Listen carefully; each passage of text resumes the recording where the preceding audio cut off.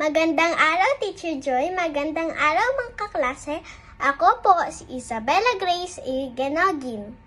At ang kwento ko ay ang alamat ng baghari.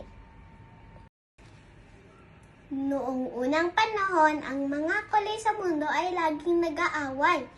Ang pula, dilaw, asul, at iba pang mga kulay ay nagmamayabang kung sino ang pinakamaganda sa kanila. Dahil dito, naging malungkot ang mundo at nawalan ng liwanag. Isang araw, bumuhos ang malakas na ulan. At natakot ang mga kulay, kaya naghawak-hawak sila ng kamay para hindi sila matangay ng baha. Habang ginagawa nila yun, biglang sumikat ang araw at nagulat ang mga kulay dahil ang kanilang pagkakaisa ay gumawa ng napakagandang barko sa langit.